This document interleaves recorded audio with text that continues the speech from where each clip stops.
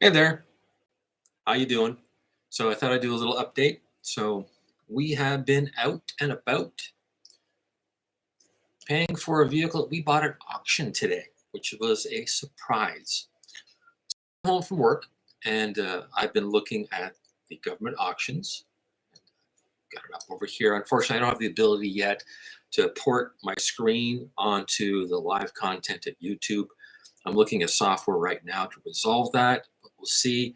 It's the iMac I've just got up and running, so we'll see how that works as far as that's concerned. But right now, we're literally just doing unscripted conversations about Turo and kind of the activities that I've got around cars. So I hope you can enjoy that. Again, there's no editing, no fancy lighting. It's literally me just standing in front of the computer. Like that's it. So again, hopefully you get some content out of it.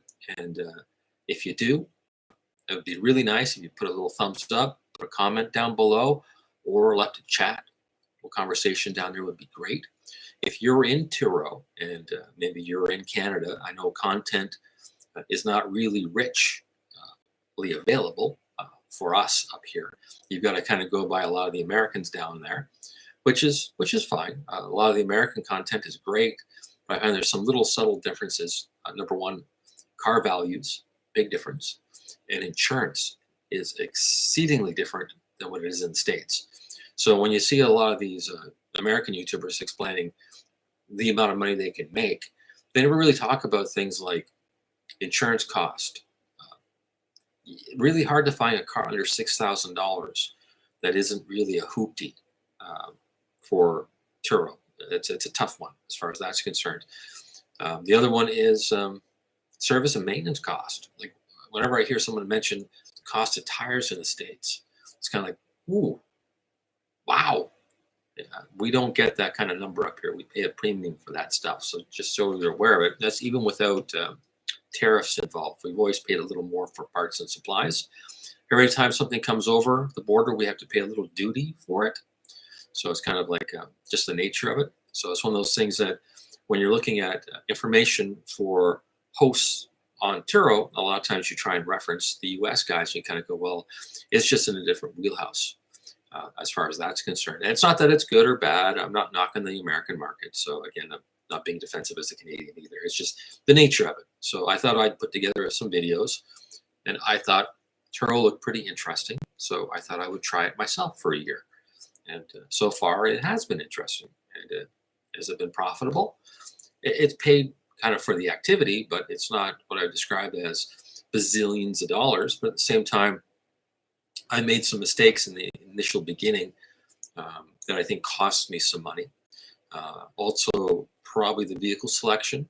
Um, now that I know what Turo's kind of looking for, I would probably tailor it just a little different as far as that's concerned. So there's certain segments that do well, and there are certain cars, like for instance, I bought a little Chevy Cruze.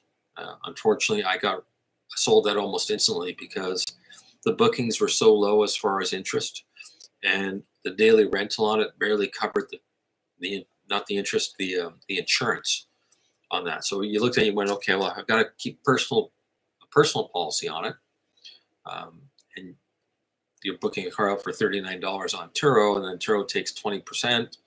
You're really getting $30, 28, and then you factor in a little depreciation, some service work, a few little things that boils down real quick. You kind of now you're looking at nickels and dimes, and then they throw a discount in for a long-term rental. The next thing you know, you're almost in negative numbers or something like that. So again, I reviewed that in some other videos. Please check the other live content. You'll see that. So today we inadvertently bought a truck. So I bought some surplus equipment back in December, November for doing HVAC and duct cleaning work and some other things. So basically like a home renovation, finishing business is what I'm thinking of. So if you had a brand new home, you had all that drywall dust kicking around, you wanted someone to go in and clean out the duct work and do a little tidying up, get the filters clean, get you all ready to move in. It's that type of business. And I did that for a company like 8-9 years ago, kind of part-time, and I sold some of the packages, and I thought to myself, they were getting really nickeled and dimed on competition, and it really wasn't worth it for the company because the overheads were so high. I thought to myself, well, if I had a small little van or a small little truck, and the equipment now, if you're buying it secondhand or surplus, is fairly reasonable. Brand new, you can't do it. But I thought, well, if I could pick that up, I got the skill set. I don't need to get a lot of clients, and I can kind of work in my little rural area, and I'll probably do okay as a small independent. I won't be able to say, hey, look, it's a income unto itself, but it's a nice part-time gig where I can kind of say, okay, well, I'm doing the bookings, I'm doing the promotion, I can control the flow. Whereas if I'm working a full-time job, which I do, I can't control that flow on another job. So I can't say, hey, um, I can come into your house on a weekend, or I can come into your house at a discount on a weekend, or I can come and do this on a Thursday because I work a night shift, right? So it's one of those things where I can juggle a little bit better if I'm in control of the bookings and if I'm also in control of the overhead. As far as that's concerned, it's a nice little home-based business that I think can operate mobily. And I've been looking for a Ford Transit or a minivan. And the minivans, we talked on the last video. We almost bought a GT, which is a very nice van. Had some paperwork issues and a few other little things, but it went over the wholesale values. And at the auction end of it, they were almost paying retail for it. And the dilemma is that when I look online, yeah, which I'm prepared to pay a reasonable price for because I'm going to use it, they're all at the point where you kind of go, well, they're 8 to 10 years old, and they're still in that 6 to 12 range. And you're kind of going, a Canadian packaged caravan, which would be like an SE or like a non-tinted air conditioning automatic, just a power windows, like a basic van, like nothing too exotic, is still fetching some pretty good money. In my mind, I'm going, I still have 180K on it. Like it doesn't, the value doesn't equate to the vehicle in my mind. So there's a market issue there. I think it's either a lack of supply for that particular vehicle, or it's just who knows, just the nature of it, right? And I go look at the Ford Connects, Transit Connects, which is, I wanted like a 2012, kind of the smaller, boxier model, taller roof. It's just enough room in there to put duct cleaning equipment and supplies and be able to park easily, good fuel mileage. I thought it'd be an ideal vehicle for it. But everyone I've looked at it, you go, okay, well, they're well over 200K. There isn't anything in the way of low kilometers. And they're all still asking fairly what I describe as a rich number for a vehicle that I'm going to be the last owner. It's going to go to a yard afterwards because I will mile it out at that point because it's already miled out, right? So you kind of look at that, you kind of go, okay, well, that's a problem. And then when you get into a Transit Connect, you're also looking at things like potential head gasket issues, alternator and starter, because it's just getting old and stuff like that, which I don't mind doing the work on it. That's fine. But it's one of those things where I don't want to pay a premium for a car that's got higher K, knowing that things just wear out. It's just the nature of it. And those cars back in the day aren't engineered to go 1,000,000 kilometers, right? So just the nature of it. So it's been on my little hit list to try and pick up a work vehicle. In an ideal world, it would have been a 2013 minivan, that needed a little bit of work, like tidying up, and then I could put it on Turo, pay down the tax because we pay HST on it, pay some of the repair and maintenance, maybe run it on it for 6 months, bring it down a little bit as far as what the cost was, and then I could roll that into the duct cleaning business. And if it didn't work out, I could roll it back into Turo. Kind of, that's the idea behind it. But I just couldn't find anything where I could justify it. And then I do the price checks on Turo, and a nice minivan gets about $65 on a day. With promotions and discounts, you're at 49. So you kind of look and kind of go, well, at that point, you pay your personal insurance on it. You're doing maintenance and repairs. It's one of those things where on the Turo end of it, if you had a minivan anyways, you didn't go buy one, you had one kicking around the family, you went, okay, that's the second car, and it's the third one, or the kids don't use it anymore. It probably makes sense from that standpoint. You know the history and you know what's going to come up repair wise. When you kind of get an older car, you kind of take a bit of a gamble, right? That's just the nature of it. So this morning, I'm talking to my ChatGPT, my little minion there, and I'm going to call her she. I know it's just the voice. And she goes, "Hey Keith, I found you two vehicles," because it can do a search occasionally. It's really dodgy on that one. The 3 version would do arbitrarily shopping really well.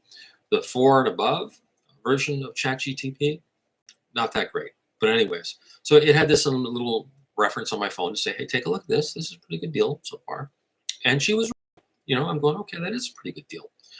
And it's not what I wanted, but it's one of those things where I'm looking at the numbers going, the numbers work, right? And I can work with it. So I bought a 2012 GMC Sierra 1500 work truck. And it's just a work truck, 2-wheel drive, 8-foot box, standard cab. It's essentially, like a farm truck. Like it's just a truck.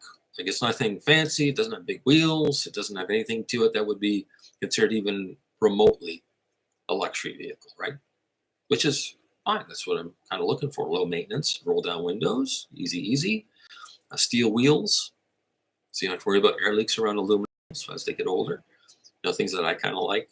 And it's already got a couple of scratches and dings and marks in it, which has got that patina to it of kind of a work truck. But it's looking at the lot photos of it, and I wish I could show it to you, but again, I'll leave a link down below. Maybe you'll check it out, or maybe you won't. But I'm thinking to myself, yeah, that's a pretty nice truck. So we went ahead and we pulled the wholesale values on it, and it was going.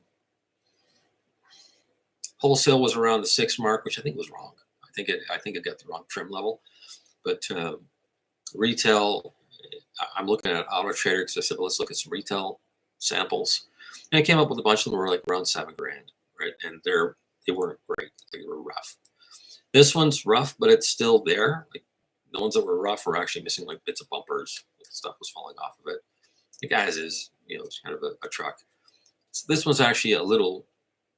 I'm not going to sell it as it's a little nicer. It's complete at least, right? So we went ahead, we ran out, and we got the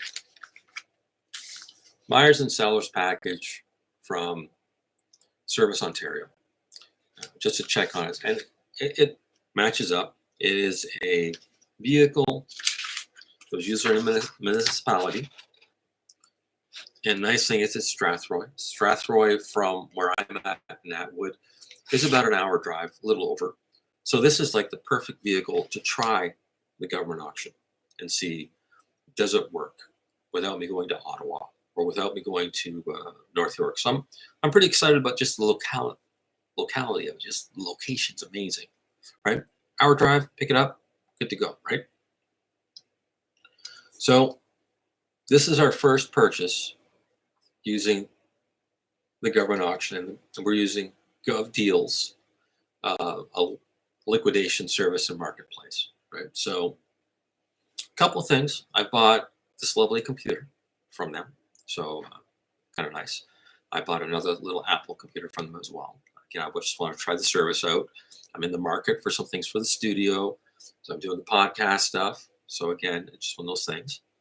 So it's just kind of put your foot in and try it. And there's another vehicle coming up that I want to get for Turo. So it's out in Kingston. But I wanted to get I didn't really want to buy the truck, but it's one of those things where I thought, oh, there's a good deal. It looks nice, right? So what did we end up buying? So we bought a 2012 GMC Sierra WT work truck. It's got aged tires and they are bad. So it needs tires. The vehicle's been sitting since 2023. I have no idea why that is. It's just one of those things where sometimes when you get into a municipality or a fleet service, these things get lost and they just get parked into a yard somewhere, and they just never get addressed. Someone's working there, they look out, they never really see it. Doesn't matter, right? So this one's been sitting for a little bit. They gave some really good shots of it. So the undercarriage, it's been oil sprayed, which is great. In this neck of the woods, you want that. But the fenders are starting to look a little rusty on the back.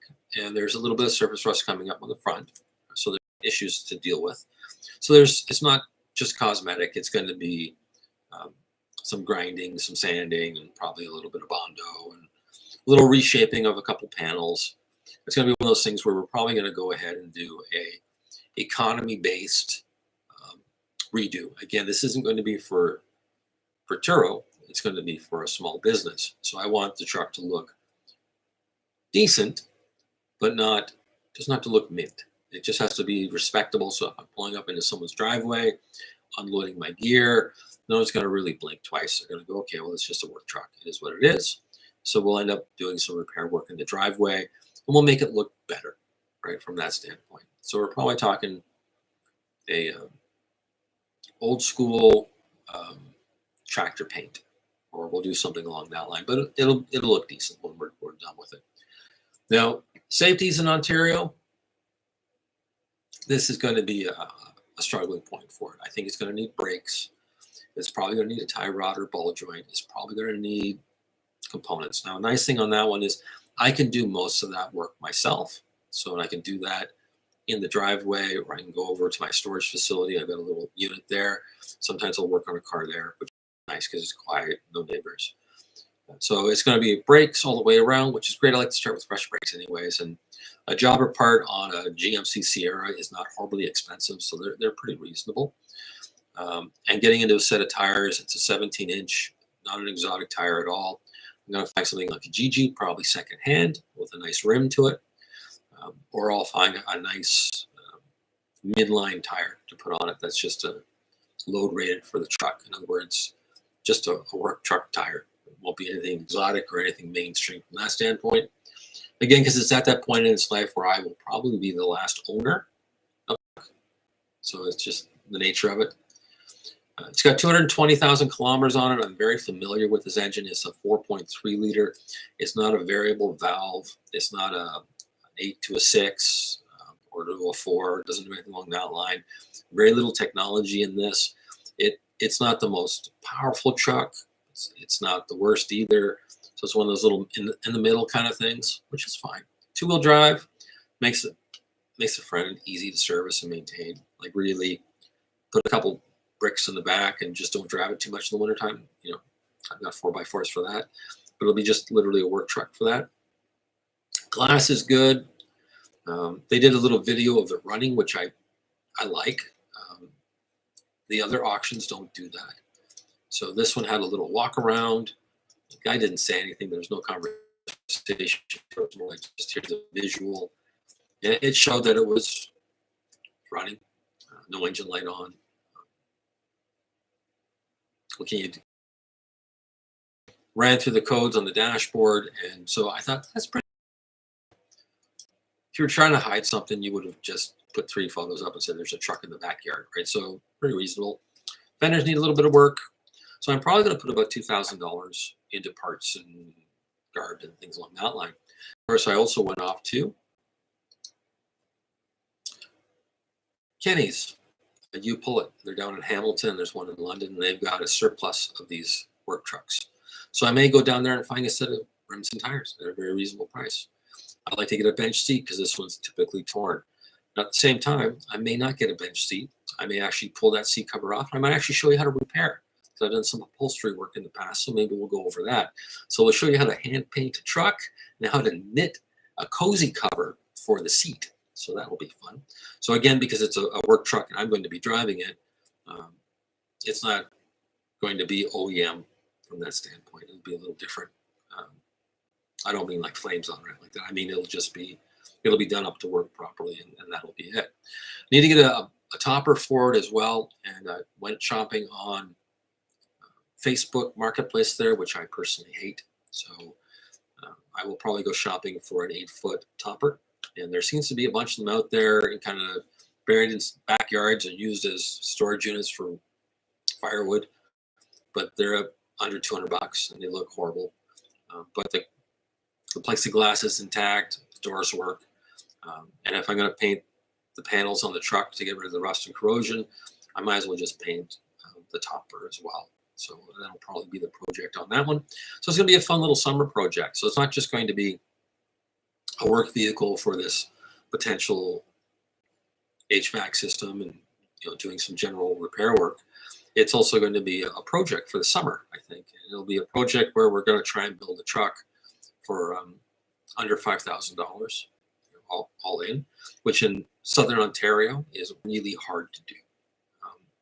So it's going to be a kind of a realistic, we might have to, again, hand paint the truck. It's going to save some money there. Stitch the seat and do a little upholstery work, save some money there. Do our own brakes, save some money there. Get a set of tires from maybe Kenny's. Maybe get some components from Kenny's to dress the truck up a little bit. And just do it on a budget and see how that works. I'm hoping I pick the truck up, which will be next week. That it'll at least drive home. I think it will, because it seemed to be running okay. It'll probably be wobbly wheels. It'll probably be a host of things, right? The tires look dry rotted. They look like they just put air in them because they have that little concave look, even in the photos where you kind of go, oh, it looks like a rainbow. So it's the bad tires and probably rotors. So as long as it makes it the hour drive, and then I can drop it off at the garage to get a pre-safety done, and then they'll give me a list of things that should be done for the Ontario safety standards, and then I can go ahead and just knock off the list on the weekends and go from there. I'm thinking the truck's probably going to take 2 months, 8 weeks to do, subject to weather and money. It's always subject to weather and money, and we'll go from there. So it'll be a fun little item. A couple things I noticed, though, that I just found a little irritating. So if you are on Government Deals, the auction site, which again, I bought a couple things. They've been really good about it.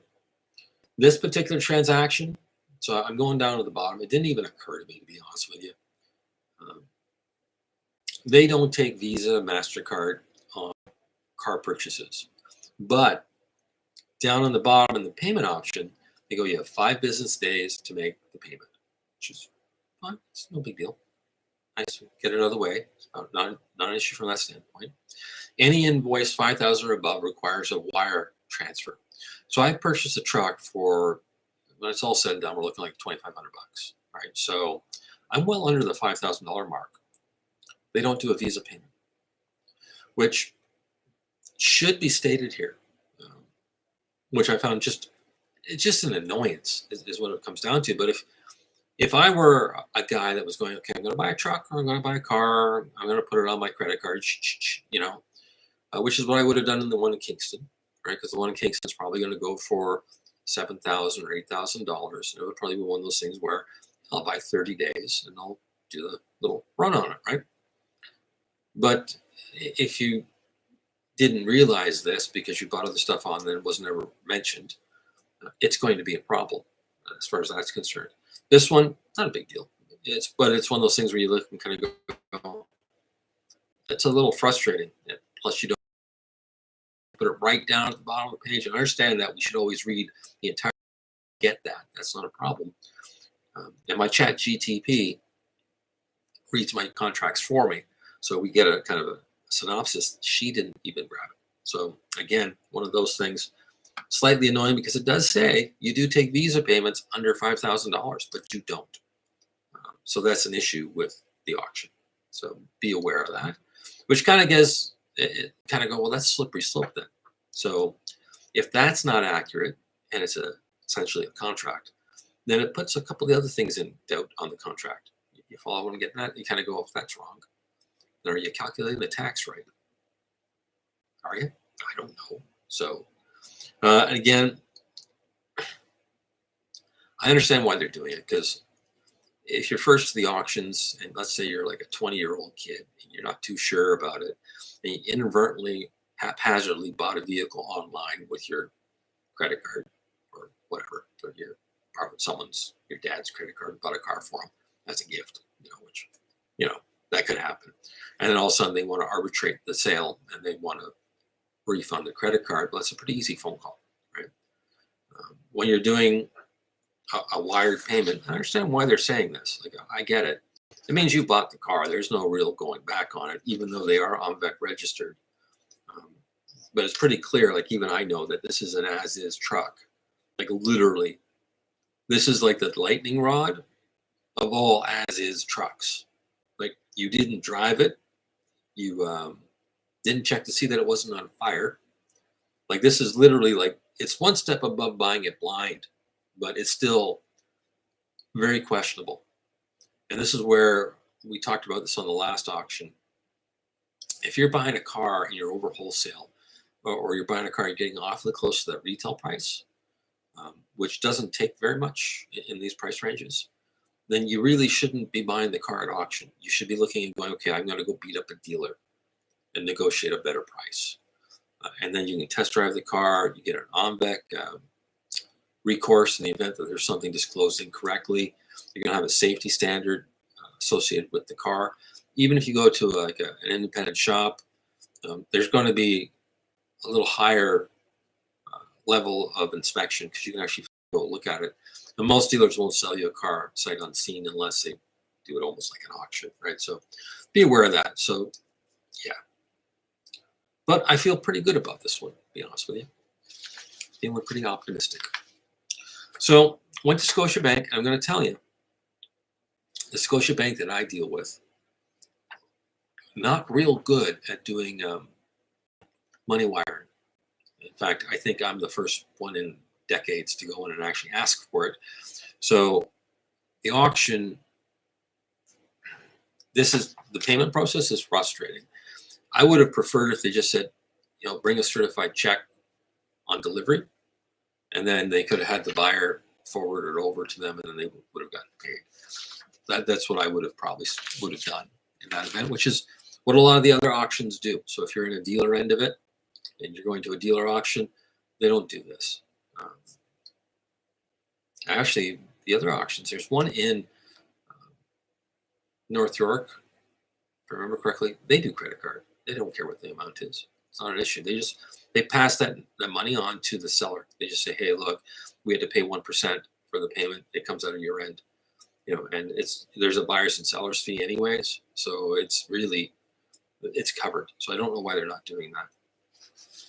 We'll probably find out later. Hopefully it'll be a nice story. Like, oh, everything went nice and easy. So, and again, the printouts that they give you, because you have to take it down to the bank, are confusing.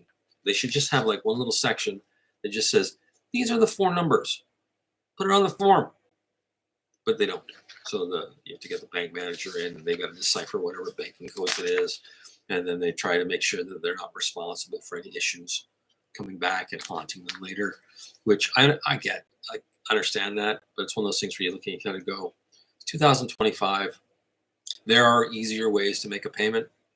So my critical right now complaint payment process with government deals on vehicles.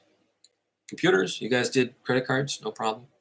Everything else, credit cards, no problem. So your car thing seems to be an issue. So again, I don't know if that affects the value. Maybe it does. Maybe it keeps the dollars low. Maybe that's how the value works. Like, great. So that's where we're at with that. So I thought I'd give a quick little update from that standpoint. We did the exact same thing we did with the van, as far as ChatGPT doing up a proposal. We did it kind of the opposite way, not being a Turo, but being a future vehicle for a business. So we did the recon costs, wholesale numbers, and then we did the projection 18 months out. What would the truck be worth with reasonable paint and good tires and a working truck, like a functional vehicle. And we should be okay as far as that's concerned. I think we would break even in 18 months, subject to everything being okay. I'd be really surprised if it's a complete basket case, but it's going to need some work. So that's going to be a fun project. So again, govdeals.ca. If you're looking at it, be aware their payment process is a little weird. That's the one thing. How they actually categorize the cars as far as where, it's not like buying a car off of a Japanese website where they give you like a full rating. It's not like when you go into Toronto Auto Auctions as a dealer where they give you like, oh, this is an A grade, this is a C grade.